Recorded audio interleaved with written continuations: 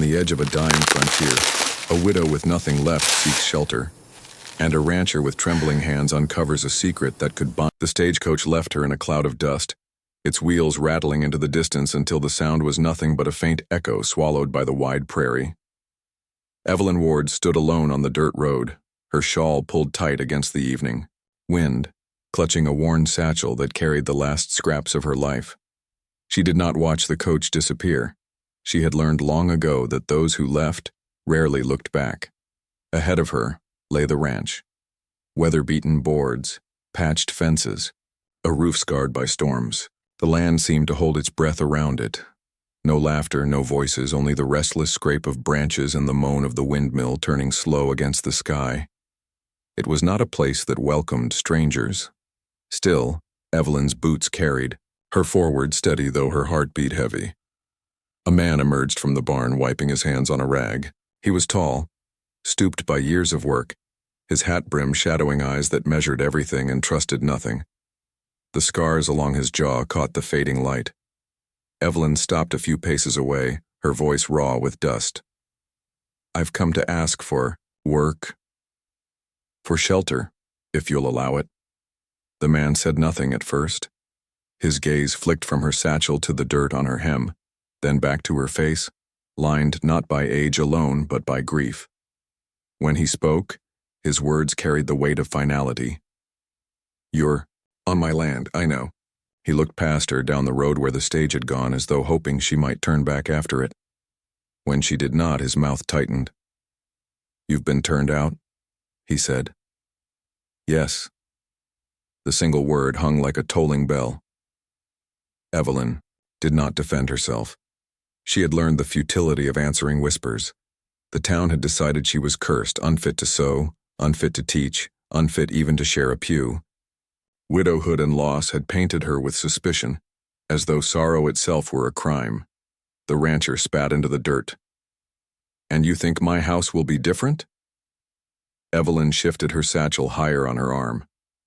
"I think your house is standing, and that's more than I have. I'll work. I'll tend stock, mend clothes, cut wood if need be. I don't ask for charity." The windmill creaked.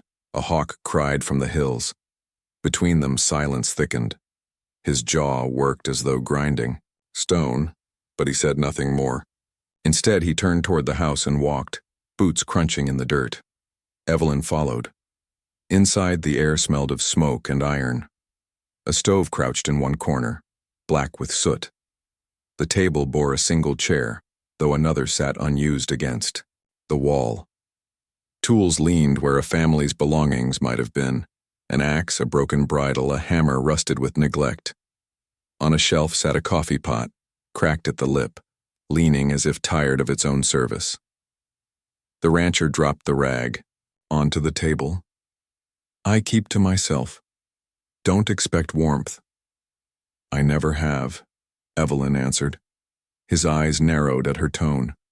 He seemed to measure her again, this time not for her frailty but for her will. At last, with a sigh worn thin by years, he nodded once. "You can stay, for now, but you'll earn it. Woodpiles low, water troughs half empty. I don't carry, dead weight." Her chin lifted. "I'll work." So it was decided. Not with welcome, not with kindness, but with a bargain of survival. Two souls with nowhere else to go had agreed to endure in the same silence. That evening, Evelyn sat in the porch rocker. The boards beneath her groaned, the old chair creaked, but it held her weight. Across the land, shadows stretched long, and the horizon burned with the last fire of the sun. She watched the dust rise from the earth as if the land itself exhaled sorrow. Inside, the man sat in his own rocker, his knife scraping endlessly against a stone, though the blade had long been sharpened. His name, she learned by chance when he spoke to his horse that night, was Thomas Hale. He did not offer it to her. The crickets began their song. A coyote barked from far hills. Evelyn tightened her shawl, the worn fabric rough against her cheek. She thought of her husband's grave, of the child who had never seen a second spring. She thought of the townsfolk who had lowered their voices as she passed. Cursed woman. Bad luck follows her. She closed her eyes. Out here there were no whispers, only silence. When the lamp burned low, she unrolled her blanket near the hearth, close enough to feel the ghost of heat from the last embers. Thomas's chair creaked once more, then fell still. In the dark, she felt his eyes on her, a flicker of pity, or perhaps fear. He turned away before she could know which. The wind pressed through the cracks of the house. Evelyn lay on the floorboards, listening to the breath of a stranger and the ache of her own heart. She told herself she belonged nowhere. But tonight, at least, she was not walking the road alone, and for now that was enough. Emotional tone and realization. Cold, uncertain, edged with abandonment. Evelyn realizes that her worth is no longer recognized by the world she left, yet she endures. Thomas realizes that though his tongue speaks dismissal, his silence has already granted her space. Both stand at the edge of survival, bound not by trust, but by necessity. The first winds of winter came whispering through the prairie grass, sharp and thin, carrying the promise of snow. They rattled the shutters of the ranch house, stirred ashes in the stove, and slipped through every crack like ghosts returning home. Evelyn Ward felt the chill in her bones and pulled her shawl tighter as she sat near the hearth, needle in hand, mending a shirt that was not hers. The cloth was rough, the stitching uneven from years of wear, but she worked patiently, her fingers steady. Work gave her dignity, however small. Each pass of the needle drew her mind back to other winters, other firesides. She remembered her wedding day, the lace of a dress that had yellowed with time, the vows whispered in a church long since abandoned, by both God and men. She remembered the grave she had dug with her own hands when the earth was still soft enough to take it, and how the townsfolk had turned their faces from her grief. Thomas Hale sat in his rocker across the room, knife in hand, sharpening a blade that had already seen more years than he. The scrape of steel against stone filled the silence between them. He never looked up, not directly, but she could feel the weight of his presence, the measured rhythm of his breath, the creak of his chair. The scar beneath his shirt tugged with every movement. Though he made no sound of pain, Evelyn had noticed it once when he bent to lift a log, a jagged mark stretching across his ribs, pale against weathered skin. She had said nothing, but it haunted her. Scars always carried stories, and this one seemed carved from failure rather than triumph. Outside, the wind rattled loose shingles, making the house groan as though remembering its own injuries. "Storm will come before long," Thomas muttered, setting the knife aside. His voice was low, worn, like gravel under boot. Evelyn tied off her thread and snipped it with her teeth. "I've known worse storms." His gaze flickered toward her then, just for a moment, before he leaned back, chair creaking. The firelight touched his face, carving lines deeper, shadows longer. She wondered what he saw when he closed his eyes at night. When she rose and moved to the small window, her reflection mingled with the blackness beyond. She undid her braid, letting strands of brown fall loose before weaving them back together with slow, deliberate care. Braiding was a ritual, not vanity, a way of keeping order when the world had unraveled. Behind her, Thomas shifted in his chair. His eyes caught the faint gleam of her hair in the firelight. For an instant, it stirred something in him. Not desire. Not yet, but recognition. She was not a ghost drifting through his home. She was flesh, enduring as he endured. The silence pressed on, but it was not empty. It carried weight, the memories neither dared to voice. Later, when the fire burned low and only embers glowed, Evelyn sat with her shawl pulled around her shoulders. She whispered softly, not to Thomas, not to herself, but to the memory of the life she had lost. "I once thought love could bind me to the earth," she said. "But the earth has taken everything I loved."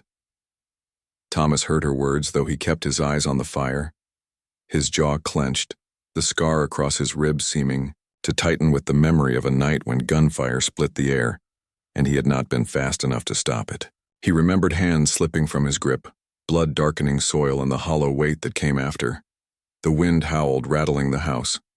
Evelyn drew her shawl tighter. Thomas finally spoke, his voice rough, unused. "The land remembers. he said.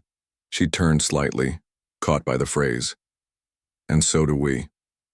Their eyes met across the fire, the first true meeting since she had arrived.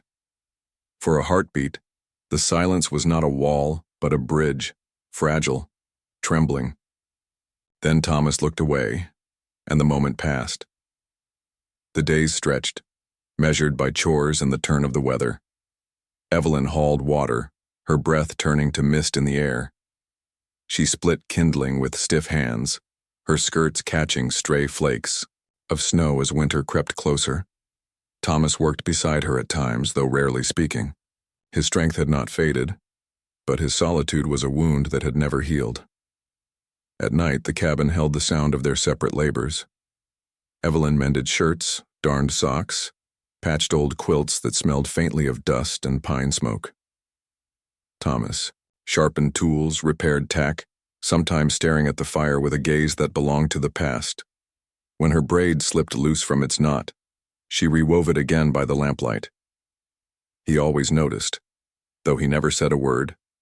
Each time, his hands trembled just slightly, as though something inside him stirred against his will.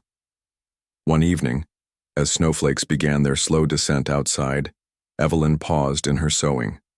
She looked toward Thomas, who sat with rifle parts, laid out before him, polishing them as though preparing for a threat that might never come. "You live like a man waiting for war," she said quietly. He didn't look up. "War doesn't end. It only changes shape." Her needle stilled. She thought of the war she carried, of the graves, of the whispers, of the nights she had begged God for a mercy that never came. She understood him more than she wished to. "You're not wrong," she murmured. The stove hissed, a log collapsing into embers. Thomas set aside the rifle, his hands resting on the scar beneath his shirt. Neither spoke again that night, but the silence had shifted. It was no longer the silence of strangers, but of two people who had admitted, if only to themselves, that their ghosts were not so different. Emotional tone and realization, somber, poetic, and haunted. Evelyn and Thomas confront the weight of memory through silence, firelight, and ritual. She clings to survival through small acts of order. He clings to strength through tools and weapons. Both recognize that the land remembers everything, just as their hearts do. The question lingers. Quietly, can two broken lives find belonging again, or is survival all that remains? The first crack of thunder rolled across the prairie like a drumbeat of war. Evelyn Ward set her needle aside and drew closer to the fire, her shawl wrapped tight. The wind howled against the shutters, pressing cold fingers through every seam of the old house. Thomas Hale stood at the window, his face half in shadow, watching the horizon split with jagged light. "Storm's coming hard," he muttered. It did not take long for the rain to arrive, sheets of it slashing across the land, rattling the roof, drumming on the porch boards. The smell of wet dust and sage filled the air. The windmill screeched in protest, spinning wild. Evelyn moved to check the latch on the door when a sound cut through the storm, heavy, ragged, desperate. A fist striking wood, then another. She froze. Thomas turned sharply. Again the pounding came. Someone was on the porch. He opened the door with one hand on his rifle. Lightning lit the world in a flash, and there he was, a boy, no more than 20, soaked to the bone, his shirt clinging dark with blood. He clutched a rifle in one arm, the other pressed tight to his shoulder where crimson seeped through his fingers. His face bore the features of both settler and native blood. Neither world. Fully his, eyes wide with fever and fear, he stumbled forward, collapsing onto the boards. "Get him out," Thomas growled, voice edged with iron. "We've no part in this." But Evelyn was already kneeling, her hands steady against the boy's trembling body. "He'll die if we leave him. Better he dies here than brings trouble on us." She looked up, fire in her gaze. "No one dies on this porch while I still breathe." The storm raged louder as if to drown their argument. Evelyn lifted the boy's head, her shawl soaking with rain as she pulled him inside. Thomas cursed, but he did not stop her. By lamplight, The cabin became a battlefield of its own. Evelyn worked swiftly, tearing strips from her own skirt to bind the wound. The boy's skin burned with fever, his breath ragged, yet his grip never fully loosened on the rifle. She pried it from his hands and set it aside. Thomas stood back, arms crossed, every muscle rigid. The scar beneath his ribs ached, the old memory of raids and burning homesteads clawing at him. In this boy's face he saw echoes of the past, bloodlines mixed, loyalties blurred. To him the boy was danger incarnate, a reminder of nights filled with fire and screams. "Why?" he asked bitterly. "Why risk yourself for him?" Evelyn wrung out a cloth in a basin of hot water. "Because someone once risked themselves for me." She pressed the cloth to the wound, and the boy moaned softly. "Compassion is not weakness, Thomas. It's the only strength I have left." Her words settled heavy in the room. The storm outside crashed against the walls, lightning splitting the darkness. Thomas turned away, pacing, his boots thudding on the floorboards. He wanted to order her to stop, to cast the boy back into the storm, but each time he looked at her hands, steady, unyielding, his tongue held. Hour after hour passed. Evelyn tended the wound, stoked the fire, coaxed the boy to drink bitter broth. His fever rose, then broke with the small hours of the night. Thomas dozed in his chair, though his rifle remained across his lap. Each crack of thunder jolted him awake, his gaze always falling on the boy, suspicion etched deep. At one point, when lightning flared and the cabin lit like day, Thomas caught Evelyn's face as she leaned over their guest. Her braid had slipped, loose, strands of hair clinging to her damp cheek. Her eyes, tired but unwavering, burned with a quiet defiance. She looked not like a beggar, not like the abandoned woman the town had spat upon, but like someone unbroken, still choosing life. He felt something stir in him, something that both shamed and steadied him. By dawn, the storm had eased. The prairie lay washed and glistening, puddles reflecting the first light of day. The boy slept, his breathing steadier, his hand no longer clutching the blanket as though fighting for life. Evelyn sat back in the rocker, exhaustion softening her features. Her hands were stained with blood, but her eyes were clear. Thomas stood at the window watching the clouds break apart. He felt the weight of his rifle in his hands, then set it down gently on the sill. The storm had passed outside and within. "He may bring trouble still," Thomas said at last. "Then let it come," Evelyn answered. "We've weathered worse." Thomas looked at her then, really looked. For the first time since she'd arrived, he saw her not as burden nor stranger, but as someone who carried scars as deep as his own, and still chose mercy over fear.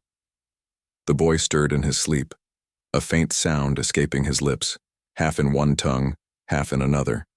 Neither of them understood the words, but they did not need to.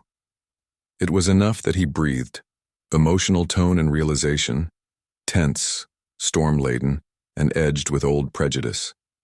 Yet through Evelyn's defiance, compassion blooms like a lamp in the dark. Thomas begins to understand that hardness is not the same as strength, and Evelyn realizes that mercy is her rebellion against a world that once cast her aside. The boy becomes a fragile bridge between them, a reminder that survival sometimes requires trust in those we least expect. The storm had passed, but winter had only begun. By mid-December, the land lay hidden beneath a white shroud. Snow muffled every sound beyond the cabin walls, burying the prairie in silence so deep it seemed even the coyotes had forgotten to howl. Smoke rose from the chimney in a thin gray ribbon, the only sign of life against the bleak horizon. Inside, the cabin breathed with firelight and shadows. The air was thick with the smell of wood smoke, boiled beans, and old pine boards damp from melting snow tracked in by boots. For the first time in years, Thomas Hale's homestead was no longer a place of solitude. 3 souls now shared the hearth, and with each passing day the walls seemed to close in tighter.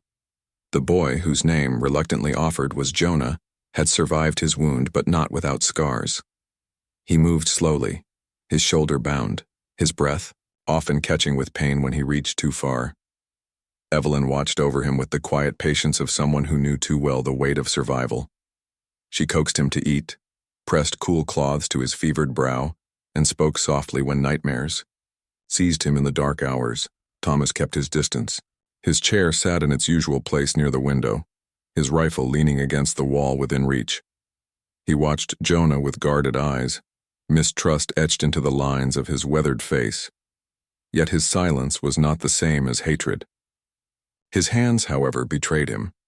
They shook when he polished the barrel of the rifle, shook when he loaded it, shook worst of all when Jonah spoke of the life he had fled.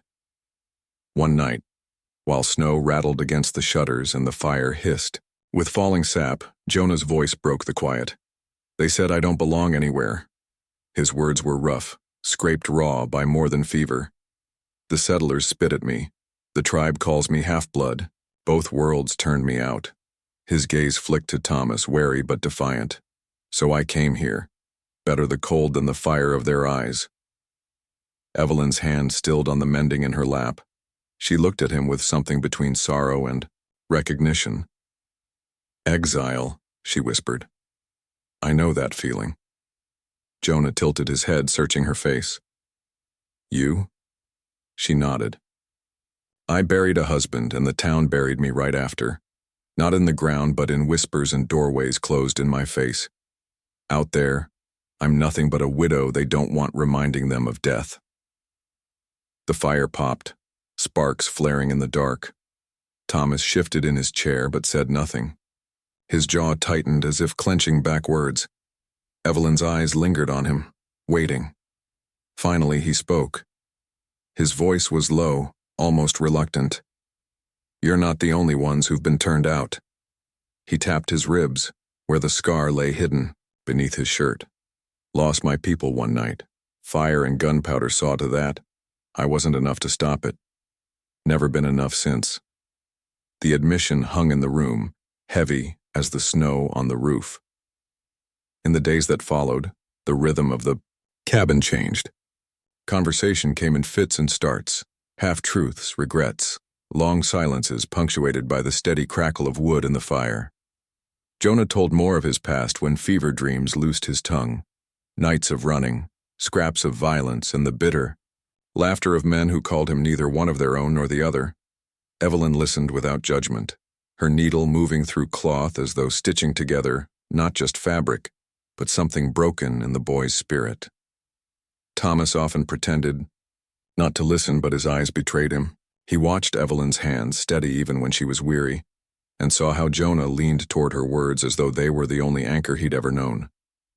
In the flicker of firelight, Thomas saw not weakness in her kindness, but strength.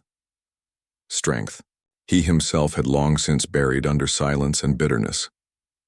At night, when Evelyn laid her shawl across Jonah's shoulders or checked the latch on the door against the storm, Thomas felt something unfamiliar stir within him. A quiet ache, not of loss but of possibility. He never said a word, but his silence softened. Snow deepened. The world outside shrank to nothing but white horizons and black skeletal trees. The three of them moved through the days like figures bound in a fragile truce, each carrying their own ghosts. Yet slowly, the edges of solitude began to blur. One evening, as wind howled through the cracks, Evelyn placed a second bowl of stew at the empty chair across the table. Her eyes lingered there, heavy with memory. Thomas noticed, and for the first time, he didn't look away. "Still saving him a place?" he asked gently. Evelyn's lips trembled, but she nodded. "Some habits die slower than people." Thomas stared at the chair for a long moment, then reached across the table, nudging the bowl closer to Jonah. "Might as well not waste it," he muttered. Jonah accepted it with quiet gratitude, his dark eyes flicking between them, seeing what they would not admit.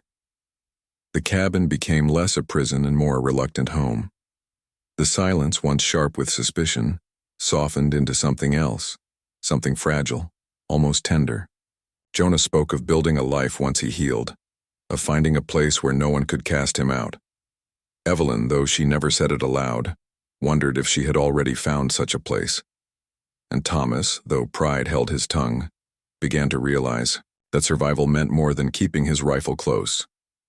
It meant keeping them close too. Emotional tone and realization. The air inside the cabin is claustrophobic, thick with snowbound silence and unspoken grief. Yet beneath the tension, a bond begins to grow. Evelyn's compassion reveals itself as quiet strength. Jonah's exile mirrors their own loneliness. And Thomas, though rigid and scarred, begins to see that loss does not have to end in emptiness. Winter presses them together, and survival slowly shifts from mere endurance to the first fragile choice of belonging. The night began with silence, the kind that came only after a heavy snowfall. The world outside lay still beneath a white moon, the cabin half buried against drifts. Inside, the three shared a meal without words, steam rising from the bowls, firelight flickering over tired faces. It might have been another quiet evening of uneasy company, if not for the sound that broke across the prairie, the sharp crack of a rifle in the distance. Thomas froze, spoon halfway to his mouth. His ears caught the echo, the faint clatter of hooves against frozen ground. Outlaws. He knew the sound of riders who weren't passing through but hunting. Evelyn's hand trembled as she set down her bowl. "Is it?" He cut her off with a nod. His voice dropped to a low growl. "They've come for the boy." Jonah's face went pale. He pushed away from the table, clutching at the edge as his weak shoulder betrayed him. "I'll go," he said, breath ragged. "I won't bring more ruin to you." But Thomas was already moving. He lifted the rifle from its place by the door, his hands shaking. Not from fear, but from memory. He'd failed to protect before. He would not fail again. "Sit down," Thomas ordered, eyes narrowing on Jonah. "You're not walking out into that snow. Not alone." Evelyn stood too. Her voice firm. "And he's not walking into it without us." The first shots cracked against the cabin walls, splintering wood, rattling glass. Snow sprayed through gaps in the shutters. Jonah staggered toward the window, but Evelyn pulled him back, pressing him into the shadows. Thomas took his position, at the door, rifle braced, shoulders taut. His breath came harsh and heavy, the firelight dancing across his scarred face. Outside, laughter cut through the storm, a cruel, mocking sound. The outlaws had come to finish what fate had started when they'd left Jonah bleeding in the snow. "They'll burn us out if we don't stand," Thomas muttered. Even as he spoke, the smell of smoke curled beneath the door. Flames licked along, the porch, dry wood snapping hungrily. Evelyn gasped as orange light flared through the cracks in the shutters. "Fire," she whispered, her voice cracking. "Thomas, get water," he barked, though he knew it was useless. Snow or no snow, the flames were already climbing fast. The cabin had been his fortress for years, and now it was turning into a pyre. The standoff became chaos. Gunshots echoed in the night, each report muffled by the roar of flames and the hiss of snow melting beneath fire's advance. Evelyn rushed with a pail, dousing the walls, her skirts singed by sparks. Jonah leaned against the table, one arm clutched to his wound, the other gripping a pistol he'd taken from Thomas's chest.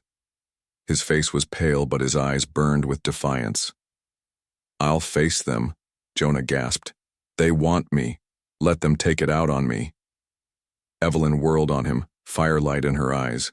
"You think I'd let you walk out there to die? Not after I nursed you back from death once already." Thomas turned, his rifle steady now, his voice iron. "Boy, you may be ready to give yourself up, but I'm not ready to lose anyone else." Jonah stared, breath caught, as if hearing something he'd never been told before. The outlaws came in a rush, shadows against firelight, boots slamming through snow. Thomas stepped into the doorway, firing once, twice, his body braced through the heat, singed his hair and smoke stung his eyes. He moved with a steadiness he thought he'd lost, every shot deliberate, every motion a choice. His hands, those cursed, shaking hands, were stone in that moment. Evelyn grabbed the poker from the fire, swinging it at the first man who broke through the door. Sparks sprayed as iron met flesh, the outlaw stumbling back with a howl. Jonah, trembling, raised his pistol and fired into the smoke, the recoil nearly toppling him. The cabin shook with chaos, wood splintering, fire roaring, men shouting, snow melting into black mud where sparks fell through the roof. Smoke clawed at their lungs, turning every breath into a struggle. And yet, they stood together, Thomas shielding Evelyn when shots tore through the doorway, Evelyn dragging Jonah back. From the flames, her hand blistering against hot wood, Jonah, teeth gritted against pain, raising his pistol again and again, no longer just fighting for himself but for the two who refused to let him be lost. At last, silence fell. The last outlaw staggered into the snow, clutching his side, before collapsing face first into the drift. The others lay scattered in the yard, shadows sprawled beneath the moonlight. Only the fire remained, devouring the rafters above them, smoke choking the air. "Out!" Thomas roared, grabbing Evelyn by the arm, shoving Jonah toward the door. They stumbled into the night, snow hissing beneath their boots, the cold biting as fiercely as the flames behind them. They stood together on the ridge, watching as the fire consumed the cabin. Sparks whirled up into the black sky, carried on the storm winds. Thomas's chest heaved, his rifle slack at his side. Evelyn pressed her shawl against Jonah's wound, her hair wild in the wind. The cabin that had been Thomas's prison of grief, Evelyn's refuge, Jonah's salvation, it was gone, reduced to cinders and ash. But in its place stood something else. Thomas turned, his face streaked with soot, his eyes raw but unbroken. He looked at Evelyn, then at Jonah. His voice, hoarse, with smoke, trembled but did not falter. "You're still here," he said simply. Evelyn's lips parted, tears glistening in her eyes. "Because you kept us here." Jonah, leaning on both of them, whispered, "You didn't have to fight for me, but you did." Thomas lifted his gaze to the burning ruins. For years he had believed his hands could only destroy, only fail. But tonight those same hands had steadied, shielded, and saved. The fire had taken much, but not their lives, and in its fury, it had burned away more than wood and walls. It had consumed the silence, the loneliness, the belief that each of them was meant to endure alone. Emotional tone and realization.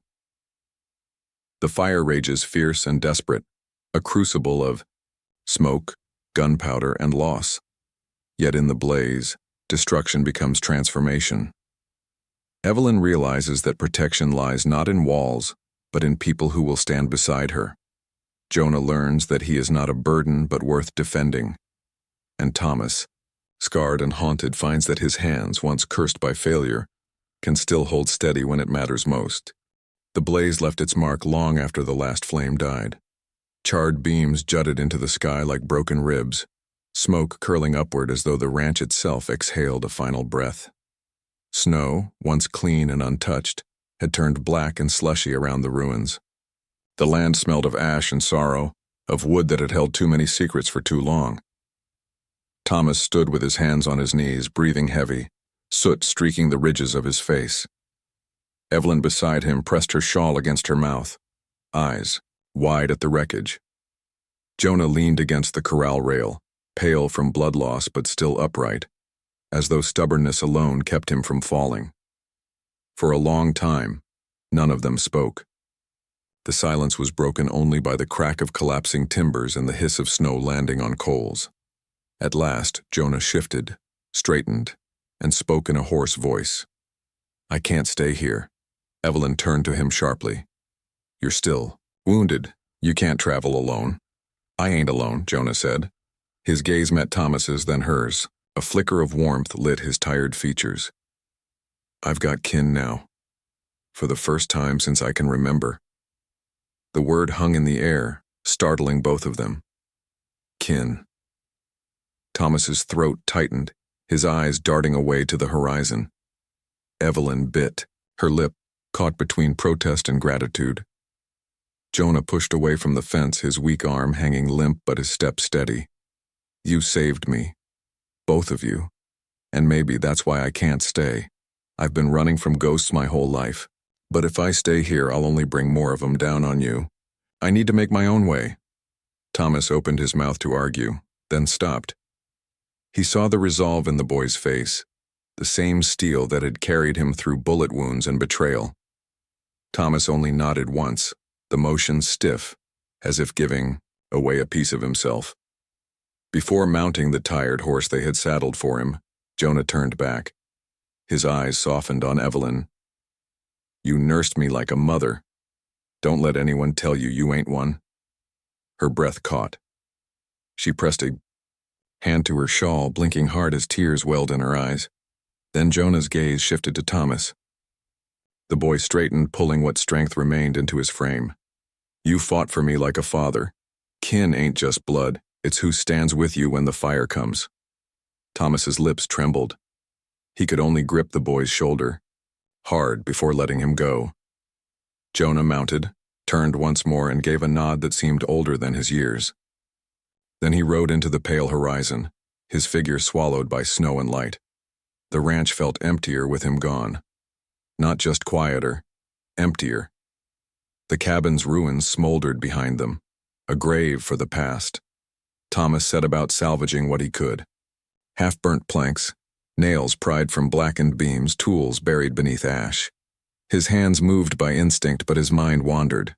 Evelyn worked beside him, silent. When the weight grew too heavy, she busied herself with gathering what food remained, sorting blankets, feeding the horses. Her body moved, but her heart felt adrift. She had told herself this place was a refuge, nothing more.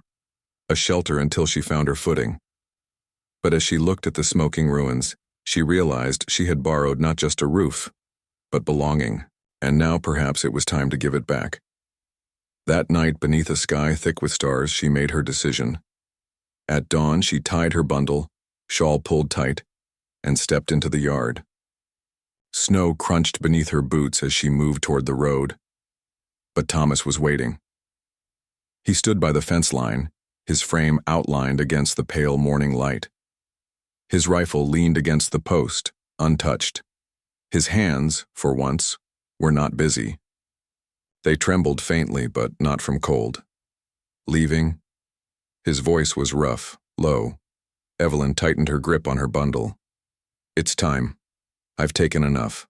I can't ask for more than what you've already given." For a moment, Thomas said, "Nothing." Then he drew a slow breath and bent toward the ground, pushing aside the snow and brittle palm fronds that had gathered at the base of the fence. Beneath them lay a weathered wooden marker, the name carved shallow and worn by wind. Evelyn froze. Thomas brushed his trembling fingers across the letters, his voice soft but unflinching. "This is where I buried her. My wife. My heart." His throat worked as he swallowed. "I thought I'd buried myself here too." He turned, eyes raw but steady. "Bury me here when the time comes." His words cracked, but it was not weakness. It was trust. Evelyn's bundle slipped slightly in her grasp. Her lips parted, but no words came. The wind caught her shawl, tugging it around her shoulders like unseen hands urging her to listen. Thomas continued, his voice barely above a whisper. "I don't have much left, no walls, no firewood stacked, not even a roof to offer, but I can offer this." He gestured to the scarred land, the grave marker, the smoke still curling into the sky. "This place, my life, what little it is." The silence stretched between them, heavy with ash and memory. Evelyn clutched her shawl tighter, her chest aching. All her life she had waited for walls strong enough, hands steady enough, hearts sure enough to hold her. And now, in the ruin of it all, she saw the truth. Belonging wasn't built of walls. It was two people who chose not to walk away. Her bundle slipped from her hands into the snow. She stepped closer, her voice breaking but certain. "Then I'll stay. Not because I have nowhere else, but because this is where I choose to be." Thomas's breath shook, his hands trembling as he reached for hers. And when her fingers closed around his, the shaking ceased.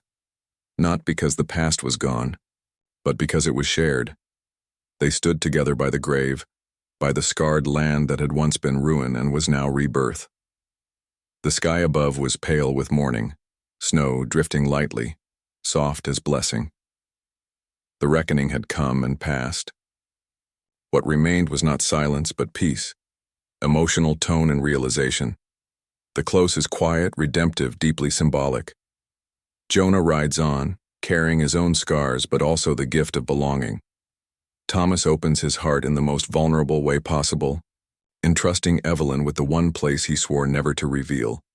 Evelyn in turn chooses not exile but home, not silence but companionship.